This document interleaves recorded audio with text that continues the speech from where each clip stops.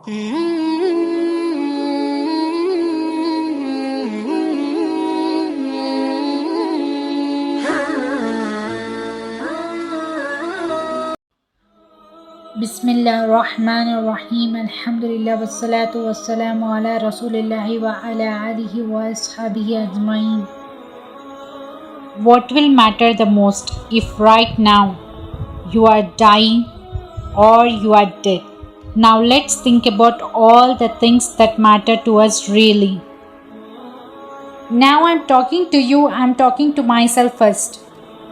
And I want you to talk to yourself. Don't think about the person next to you. Don't think about your friend or that other person who is doing this sin or that sin. Think about yourself really and be honest with yourself. Be honest with yourself. What really matters to you now?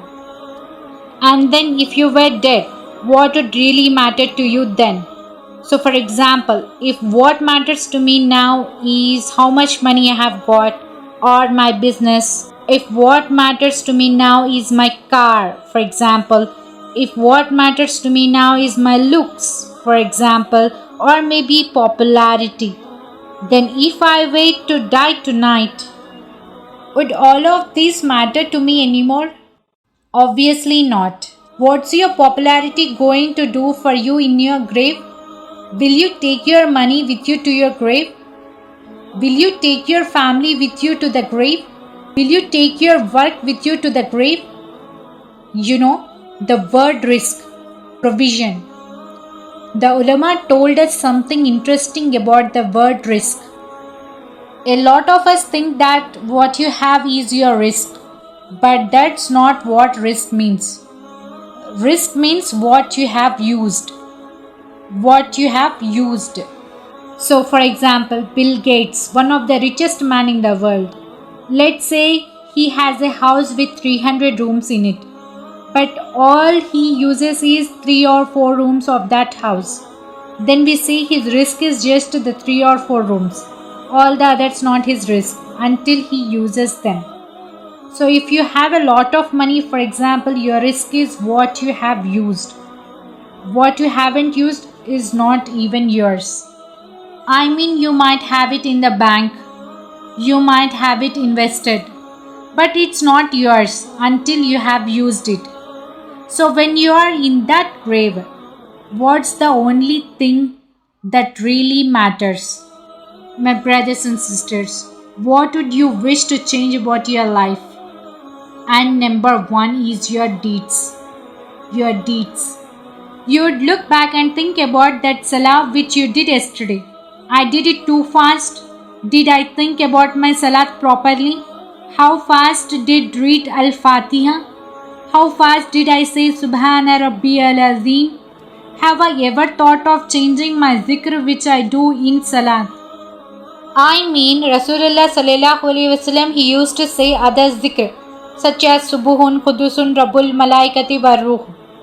For example, he used to make long dua in ruku. He used to make long dua in sujood. Now compare how fast is our salat these days. What we are thinking about in our salat.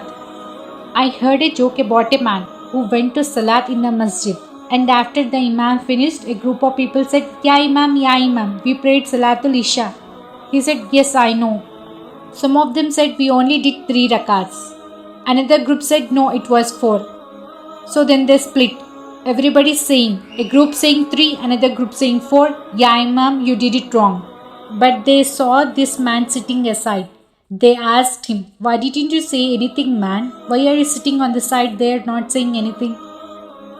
He looks at them with all coolness and calmness. He said, the Imam prayed right, 4 rakat.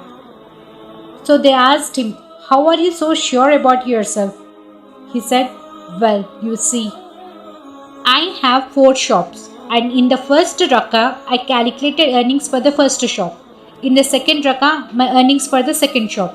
Third rakah, my earnings for the third shop. And the fourth rakah, my earnings for the fourth shop. He said, I don't have a 5th shop. So that means we must have done the 4 rakats as correctly. Look what he's thinking about. based the number of rakats of his salat on his worldly gains, not on Allah subhanahu wa ta'ala. May Allah bless us ability to do good deeds sincerely for the sake of Allah subhanahu wa ta'ala. Assalamu alaikum wa rahmatullahi wa barakatuh.